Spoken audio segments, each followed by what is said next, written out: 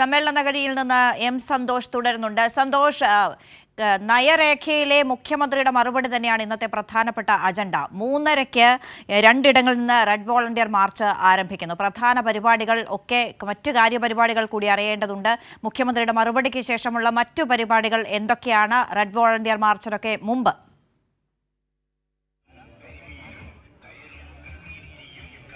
ഞാൻ നേരത്തെ പ്രതിനിധി സമ്മേളന ഹാളിനകത്ത് ഈ ഗേറ്റിനകത്ത് നിന്നായിരുന്നു ഇടവേളക്ക് മുമ്പ് റിപ്പോർട്ട് ചെയ്തിരുന്നത്. ഇപ്പോൾ ഞാൻ ഈ ഗേറ്റിന് പുറത്താണുള്ളത്. നമുക്കിവിടെ കാണാൻ കഴിയുന്നുണ്ട്. ഞാൻ നേരത്തെ പറഞ്ഞതുപോലെ തന്നെ നാടിൻ്റെ നാനാഭാഗങ്ങളിൽ നിന്നും ആളുകൾ ഈ ഒരു സമ്മേളനത്തിൻ്റെ ഭാഗമാകുന്നതിനായി, ഈ സമ്മേളനത്തിൻ്റെ ഒരു ആവേശ ലഹരിയുടെ ഭാഗമാകുന്നതിനായി ഇവിടേക്ക് ഒഴുകി എത്തിക്കൊണ്ടിരിക്കുന്ന കാഴ്ച തന്നെയാണ്. അത് പല സ്ഥലങ്ങളിൽ നിന്ന്, എല്ലാ ജില്ലകളിൽ നിന്നുമുള്ള ആളുകളുണ്ട്. എവിടെയാണ് സ്ഥലം? തൃശ്ശൂർ. എത്ര പേരുണ്ട്? ഞങ്ങള് 5 പേരുണ്ട്. 5 പേരുണ്ട്. ആവേശം തന്നെയാണ്. ആവേശം തന്നെയാണ്. എങ്ങനെയാണ് ഈ സമ്മേളനത്തെ കാണുന്നത്? ഈ സമ്മേളനം നമുക്ക് പുതിയ കേരളം കെട്ടിപ്പടുക്കാനുള്ള ഊർജ്ജം പാർട്ടി പ്രവർത്തകർക്കും സർക്കാരിനുമൊക്കെ നൽകുന്ന സമ്മേളനം തന്നെയാണ്. ജനങ്ങൾക്കൊപ്പം നിന്ന് ജനക്ഷേമപരമായ പ്രവർത്തനങ്ങൾ കാഴ്ചവെക്കാനുള്ള പിണറായി നേതൃത്വത്തിലുള്ള ഈ സർക്കാർ വീണ്ടും അധികാരത്തിൽ വരണം എന്ന് തന്നെയാണ്. ഏതായാലും പല സ്ഥലത്ത് നിന്ന് ആളുകൾ എവിടെയാണ്? വർക്കല, തിരുവനന്തപുരം വർക്കലയിൽ നിന്നാണല്ലേ? എത്ര പേരുണ്ട്? കുറെ ഒരുമിച്ച് വന്നല്ലേ? എവിടെയാണ്? പാലക്കാട്, നെന്മാറ. ഇതിനകത്ത് കടക്കാൻ കഴിയാത്തതിന്റെ പ്രയാസമുണ്ടോ? അതിപ്പോ നമുക്ക് കിടക്കാൻ കഴിയില്ല, നമുക്ക് എല്ലാവർക്കും ബോധ്യമുള്ള കാര്യമാണ്. അതുകൊണ്ട് നിരാശയൊന്നുമില്ല. സംഘടനാ രീതി അറിയാം. പാർട്ടി മെമ്പർമാരാണ്. കോഴിക്കോട്. അല്ല, ഇത് പല പല ഭാഗങ്ങളിൽ നിന്ന് Kozhikode.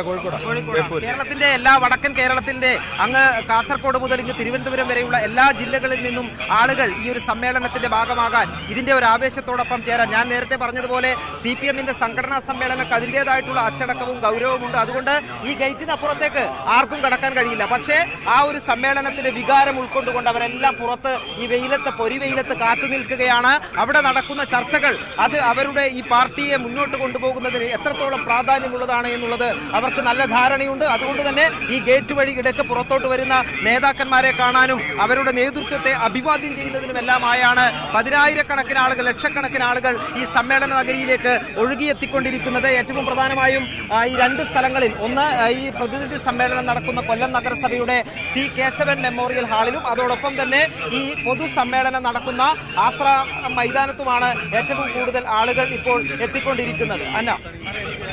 Santhosh, 3:30-നാണ് red volunteer March ആരംഭിക്കുന്നത്. 2 ഇടങ്ങളിൽ നിന്ന്, ഹൈസ്കൂൾ ജംഗ്ഷൻ 1, 2 കന്റോൺമെന്റ് മൈതാനത്ത് നിന്ന്. ഈ ക്രമീകരണങ്ങളൊക്കെ എങ്ങനെയാണ്?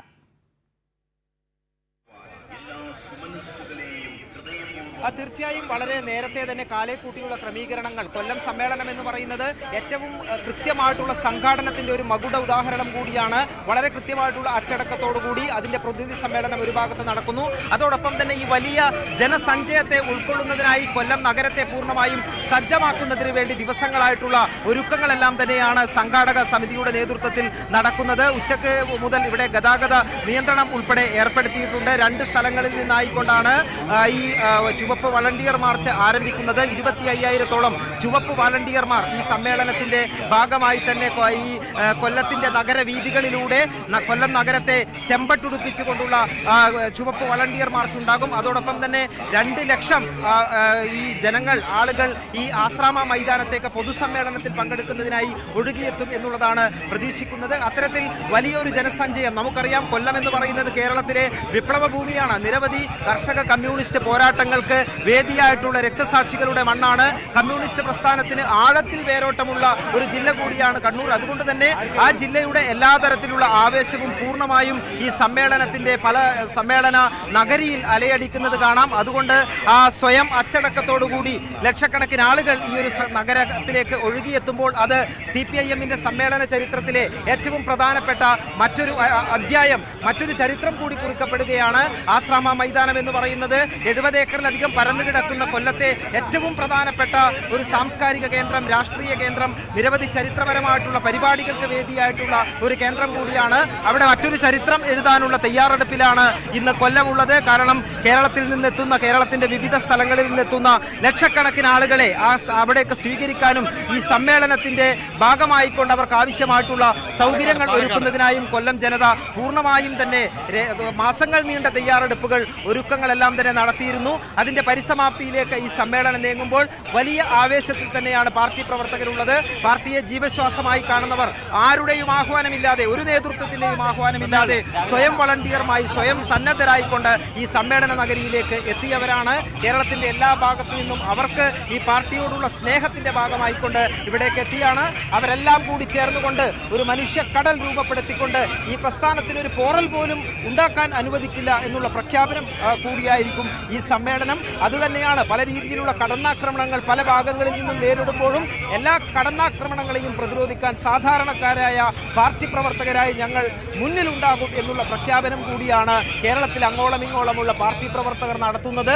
അവരുടെ ഒരു വലിയ ആത്മാർത്ഥത, ഈ പാർട്ടിയോടുള്ള ഒരു സ്നേഹം അത് പ്രകടമാകുന്ന തരത്തിലേക്ക് തന്നെയാണ് ഈ സമ്മേളനം മാറുന്നത്. സ്ത്രീകളും കുട്ടികളും മുതിർന്നവരും എല്ലാം തന്നെ പ്രായവ്യത്യാസമില്ലാതെ ഈ സമ്മേളനത്തിന്റെ ഭാഗമാകുന്നതിനായി കൊല്ലത്തേക്ക് ഒഴുകിയെത്തിക്കൊണ്ടിരിക്കുന്ന കാഴ്ചയാണ് കാണാൻ കഴിയുന്നത്. അന്ന, യെസ്, പാർട്ടിയുടെ ബഹുജന പിന്തുണയും കരുത്തും വിളിച്ചോതുന്ന ദൃശ്യങ്ങളാണ് കൊല്ലത്തു നിന്ന് കണ്ടുകൊണ്ടിരിക്കുന്നത്.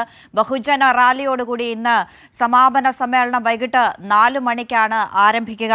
സ്വയം വോളണ്ടിയർമാരായി, ആരും ആഹ്വാനം ചെയ്യാതെ തന്നെ സ്വയം വോളണ്ടിയർമാരായി ഏറ്റെടുത്തുകൊണ്ട് ഒരു മനുഷ്യക്കടൽ തന്നെയാണ് ഇപ്പോൾ കൊല്ലത്തേക്ക് ഒഴുകി എത്തിക്കൊണ്ടിരിക്കുന്നത്. ഒരുപാട് ആളുകൾ സംസ്ഥാനത്തിന്റെ വിവിധ ഭാഗങ്ങളിൽ നിന്ന് സമ്മേളനത്തിന്റെ ഭാഗമാകാൻ എത്തിച്ചേർന്നുകൊണ്ടിരിക്കുകയാണ്. മനുഷ്യക്കടൽ എന്ന വിശേഷണം തന്നെയായിരിക്കും കൊല്ലത്തു നിന്ന് ഈ സമയം ഏറ്റവും യോജിച്ച വാക്ക്. എം സന്തോഷാണ് കൊല്ലത്ത് നിന്ന് സമ്മേളന നഗരിയിൽ നിന്ന് വിവരങ്ങൾ നൽകിക്കൊണ്ടിരിക്കുന്നത്.